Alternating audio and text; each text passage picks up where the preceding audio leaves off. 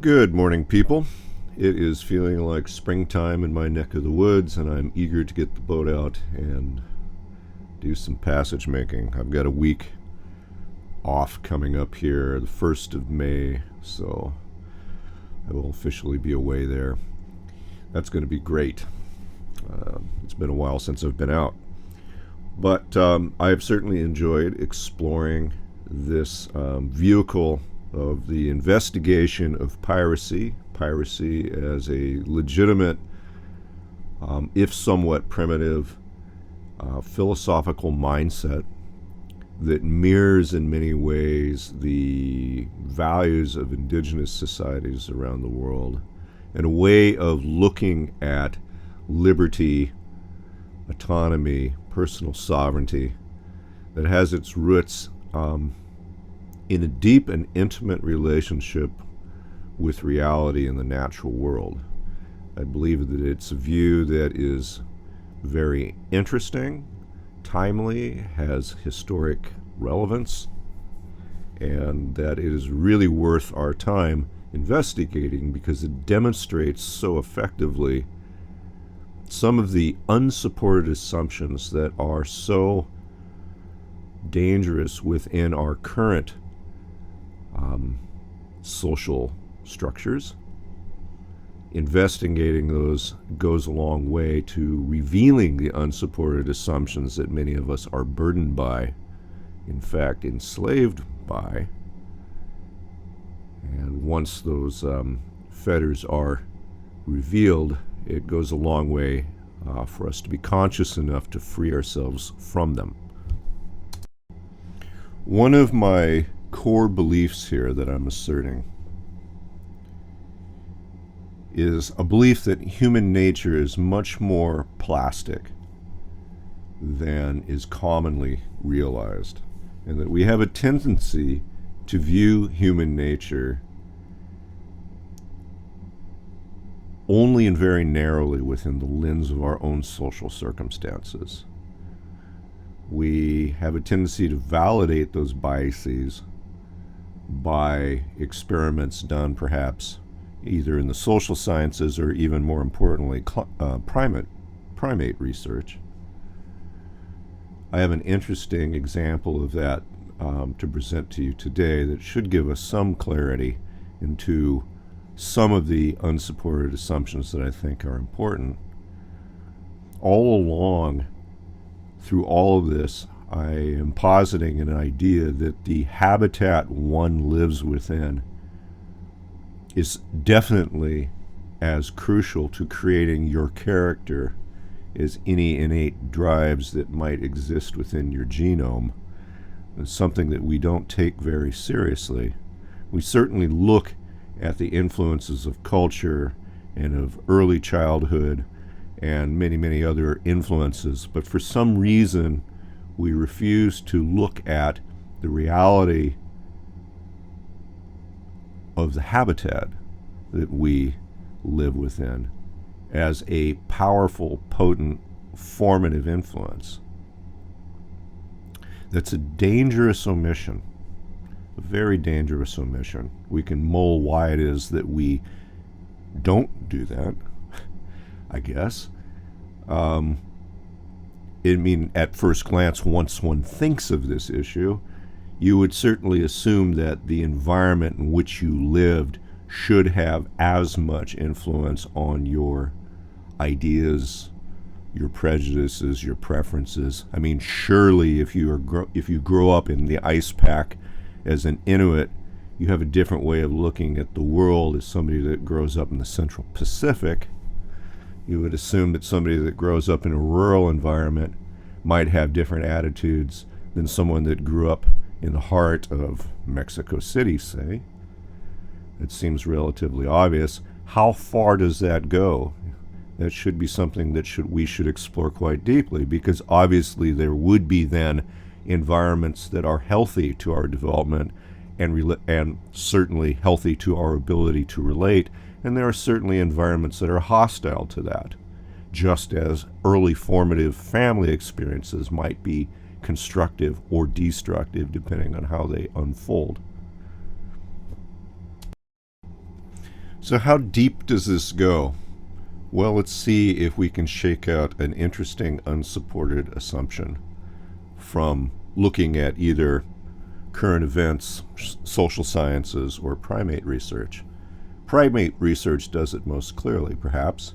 Let's say that you have a dozen chimpanzees in your zoo, and you are testing them for the appearance of ethics such as justice or fairness. All right? So you have your chimpanzees, and they need to perform for you some mundane task. I don't know. It could be anything. Gather in one part of the zoo enclosure. All right?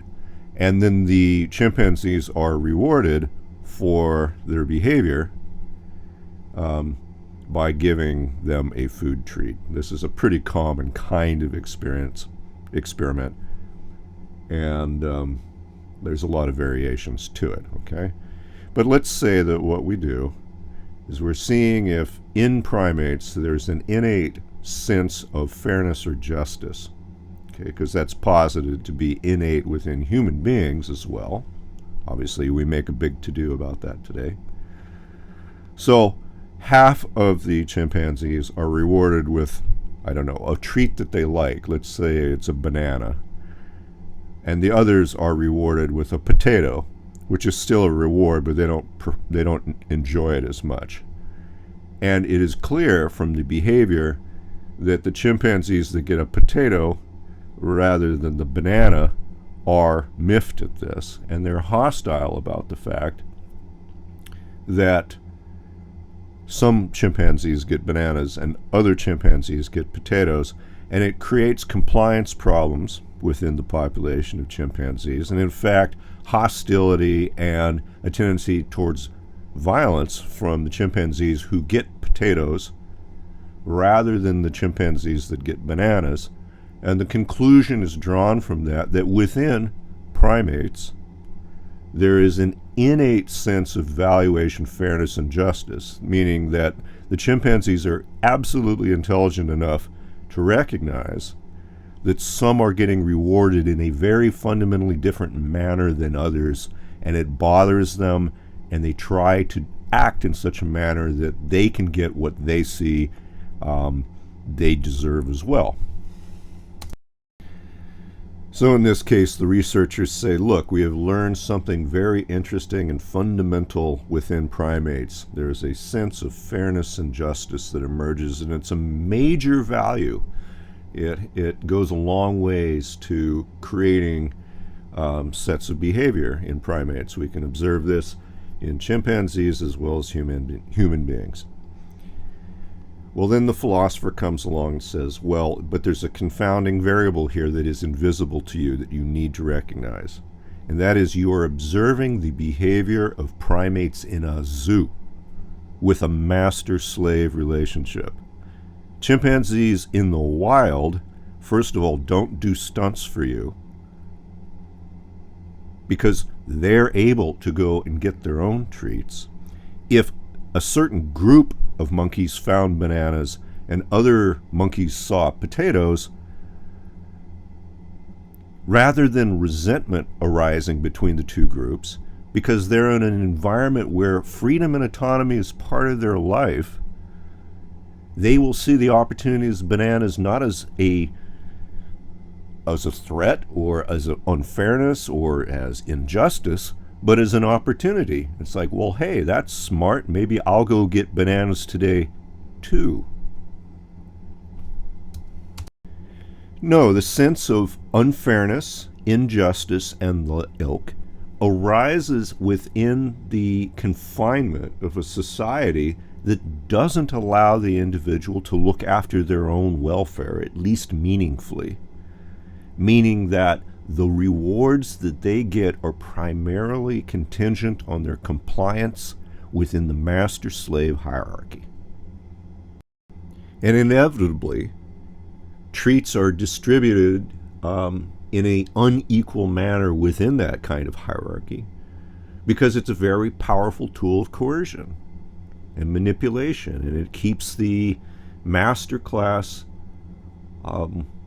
well embedded within power, because the primary target of resentment isn't between those who are enslaved by the master class towards the master class, but rather between those who get potatoes and those that get bananas.